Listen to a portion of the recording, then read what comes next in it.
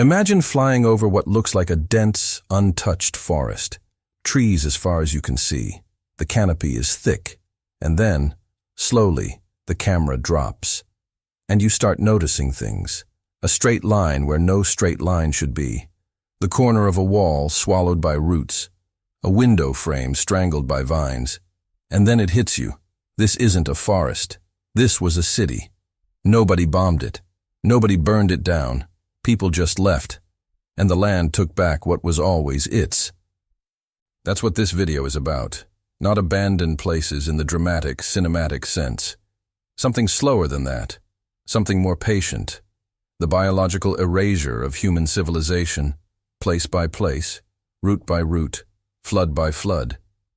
15 cities in the United States that nature is actively consuming. Some of them you can still walk through. Some of them you'd need a map and a machete. And one of them, well, by the end of this you'll understand. Let's start. There's a town that sits exactly on the state line between Texas and New Mexico. Right on it, literally, the main street is the border. Glen Rio was built because Route 66 passed through it. That's the only reason it existed. Motels, diners, a gas station. For a few decades, it was a pit stop for everyone crossing the country. Then Interstate 40 was built a few miles to the south, and Route 66 was bypassed. Just like that, the reason for Glen Rio's existence ceased to exist. People drove off and didn't come back. What the desert does with an abandoned town is quieter than you'd expect. It doesn't swallow things whole. It dissolves them.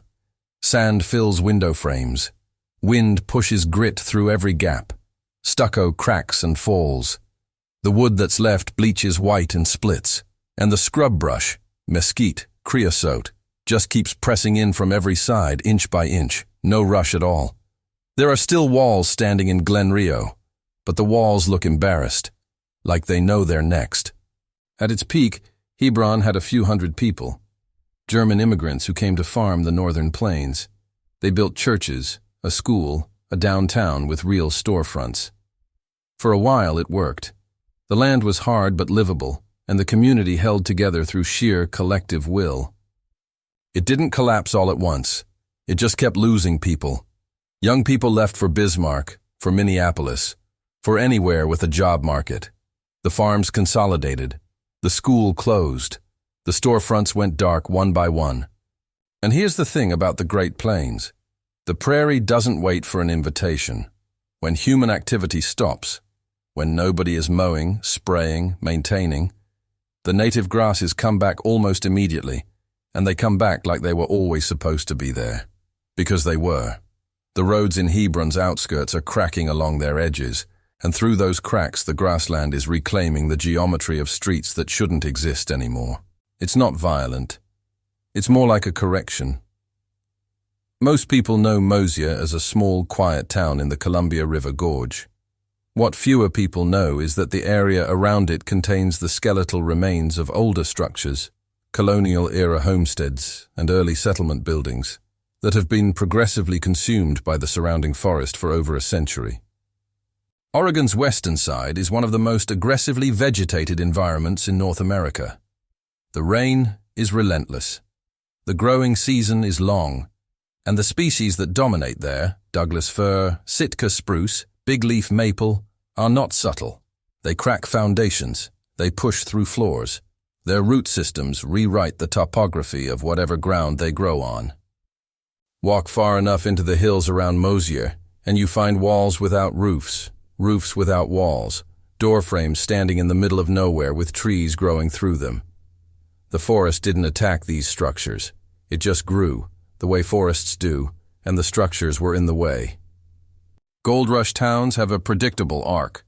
They explode into existence when someone finds something valuable in the ground. They fill with workers, merchants, gamblers, families. They build schools and churches and hotels, and then the gold runs out, and in a matter of months, sometimes weeks, everyone leaves. Johnsville, in the Plumas National Forest in Northern California, went through this cycle in the late 1800s. By the early 20th century, it was effectively empty. The Sierra Nevada forest moved in without ceremony. What makes Johnsville interesting, visually, is how the pine forest interacts with the architecture that remains. Pine roots are patient and powerful. They find the gaps in old foundations and widen them, season by season, until the masonry buckles and the walls begin to lean. The standing structures in Johnsville look like the trees are wearing them, draped over branches, tilted against trunks, absorbed. The scale has inverted. The forest is the primary thing now. The buildings are the detail. Thurmond was a coal town in the New River Gorge, and in its time it was genuinely prosperous. The New River Gorge Railroad moved enormous amounts of coal through there in the early 20th century.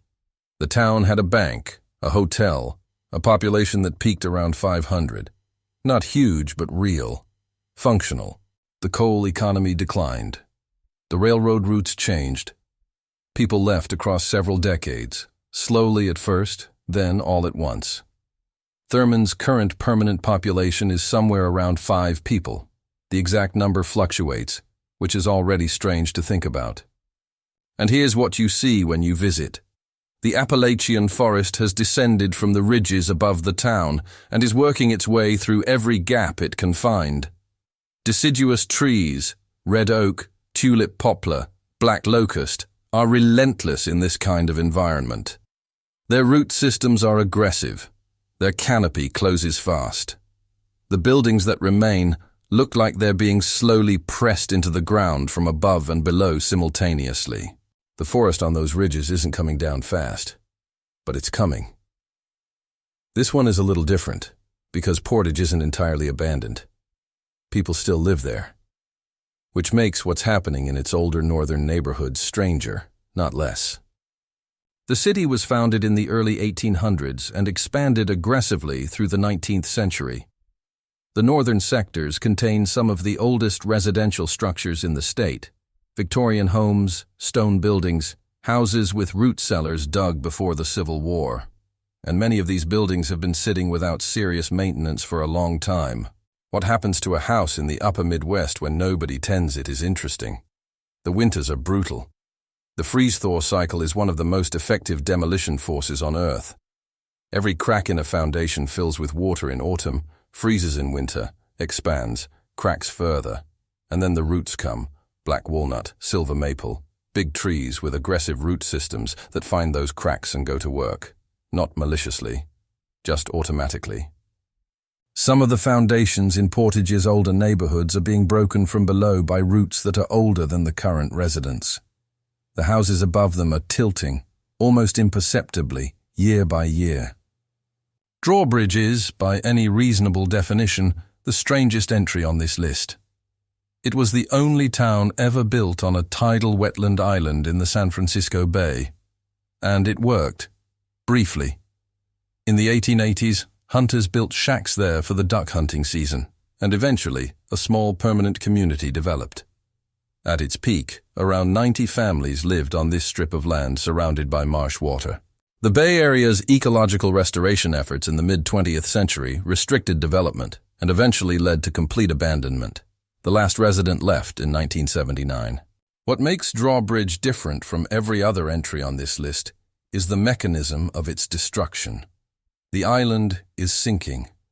Bay mud compresses under weight and doesn't recover. The structures that remain, a handful of wooden shacks, barely recognizable, are being claimed simultaneously by water from below, salt air from all sides, and marsh vegetation from every direction. The cordgrass and pickleweed are advancing over the foundations. The wood is bleached and splitting. In another few decades, this will just be marsh again, and you won't be able to tell anything was ever there. It's already more marsh than town. It's already mostly gone. This one hits differently, because Salton City wasn't abandoned, it was failed. There's a distinction, and it matters. In the late 1950s, developers looked at the Salton Sea, a large accidental lake in the California desert, and decided they were going to build a resort community there. Palm Springs Energy, lakeside living, an upscale destination in the Southern California desert. Lots were platted, roads were graded, streetlights were installed. People bought in. The Salton Sea has no outlet. It's fed by agricultural runoff, and has been growing saltier and shallower for decades. The birds that once crowded its shores are largely gone. The fish die in enormous numbers during algal blooms and wash up on the shore in a layer that dries to a white crust of salt and scales. Salton City today is that development. The infrastructure still there, the roads still laid out in their optimistic grid, with the desert reclaiming it from one side and the dying sea pressing in from the other. The lots that were sold are mostly empty. The streetlights stand over nothing. Salt crystals grow on every exposed surface. It wasn't abandoned. It was betrayed by the landscape it was built for, and the landscape is finishing the job. Rodney was a serious town. In the early 19th century, it was one of the most important river ports in Mississippi, and a strong candidate to become the state capital. Think about what that means. A city that could have been one of the most significant in the South. It had thousands of residents, wealth, political influence, real infrastructure. Then the river moved. The Mississippi shifted its course, as it does. It's one of the most geologically active river systems on the continent. And Rodney was left a mile from the water. The commerce died. The population bled out over decades. A cannonball is still lodged in the wall of the local church from a Civil War gunboat engagement.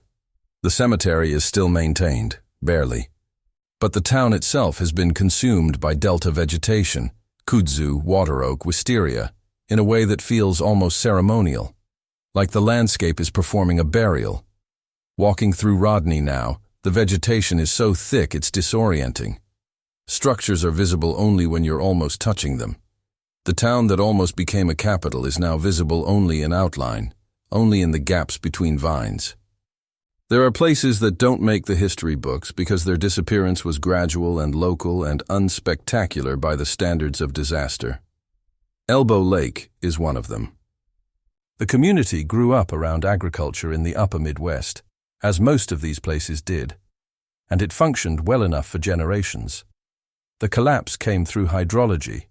Drainage patterns in the surrounding region changed, some combination of shifting agricultural practices, upstream modifications, and the natural behavior of the glacially formed landscape. The water table rose. Fields that had been farmable became seasonally waterlogged, then permanently wet. The peat that underlies much of Minnesota doesn't drain. It absorbs, and once that process starts, it accelerates. What's left of Elbow Lake is being consumed by wetland, not the sudden dramatic flooding of a reservoir project, but something slower. A gradual saturation of the soil, a rising of the water table year by year, a re-emergence of marsh and bog that covered this landscape before agriculture arrived. The buildings that remain are settling into soft ground. The foundations are wet year-round now. The sedge and cattail are advancing from every direction. The land is returning to what it was before anyone tried to farm it. It doesn't know anything built there. It just knows wet. Cahaba was the first permanent capital of Alabama, 1819. It was a real city, not a settlement, a city, with a state house, hotels, a population in the thousands, genuine political and economic significance.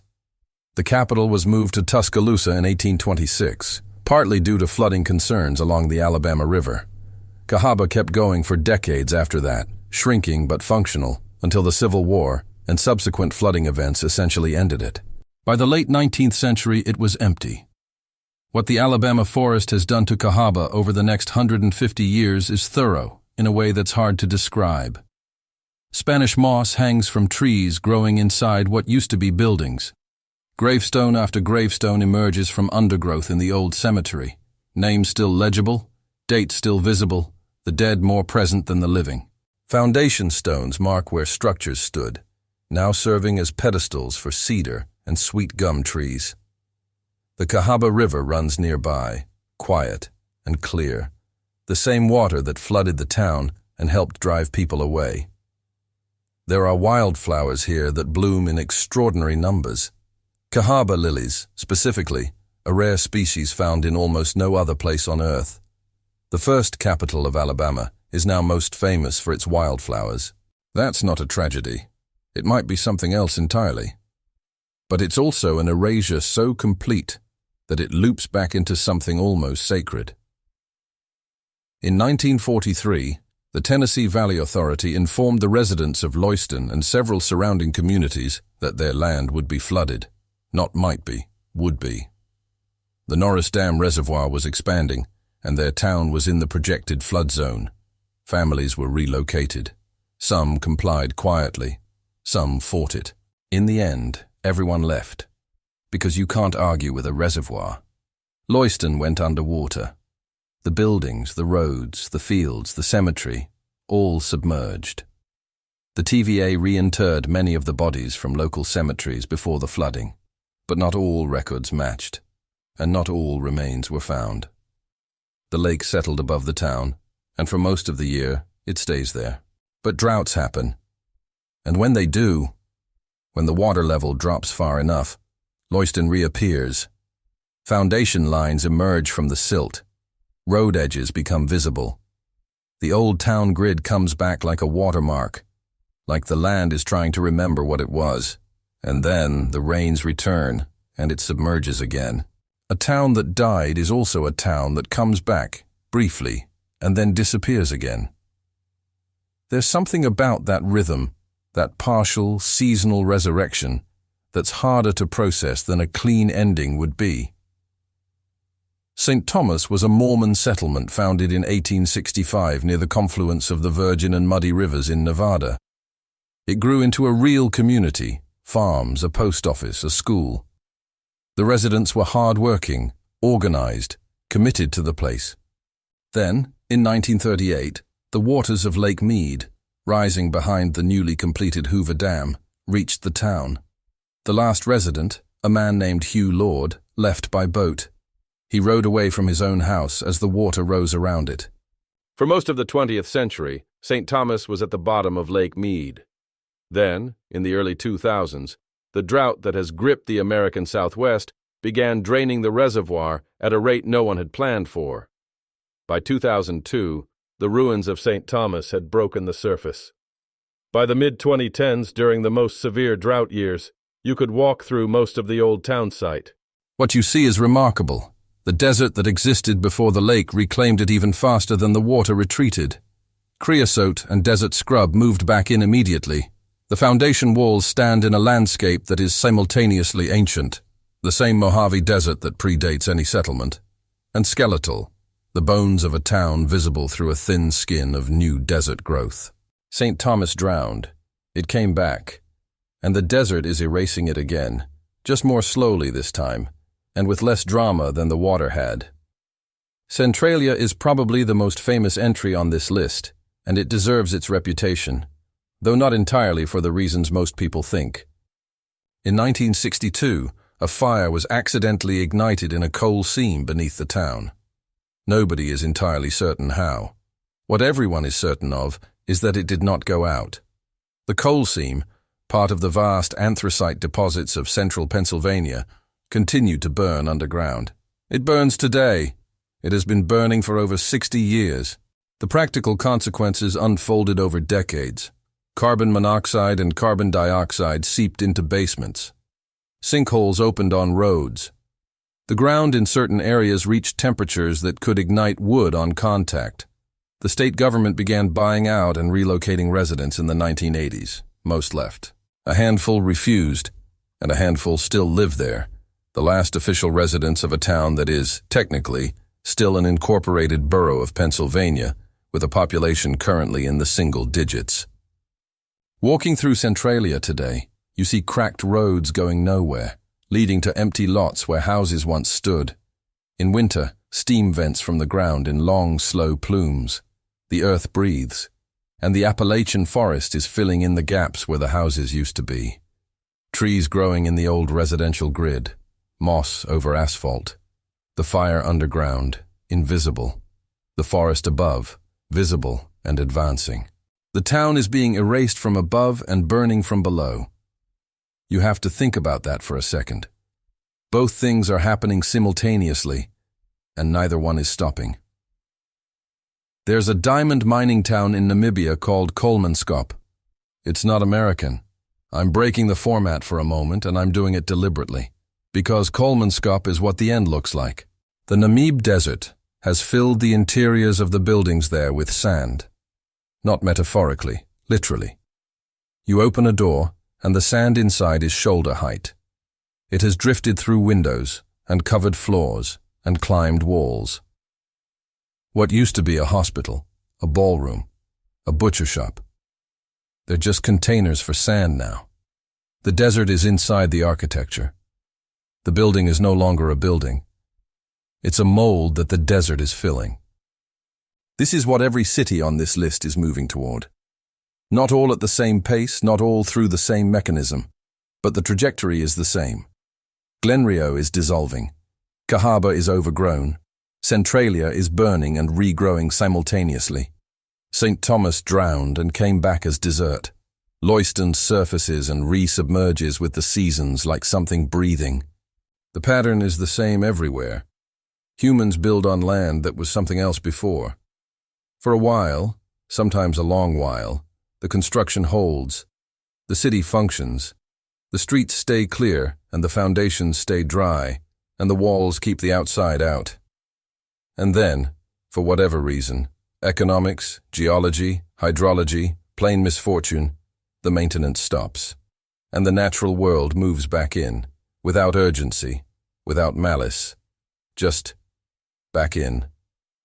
What's strange, if you sit with it, is that none of this required a catastrophe. No asteroid, no flood of biblical proportion, no war that ended everything. Just time. Just people leaving, and the world filling the space they left. These 15 cities are not anomalies. They're examples. The world existed before every one of them, and it's making that clear now. Root by root, wave by wave, grain of sand by grain of sand. It doesn't need them. It never did. And someday, in ways we haven't predicted yet, it will make that same point somewhere we haven't expected. The only question is what we'll leave behind worth finding.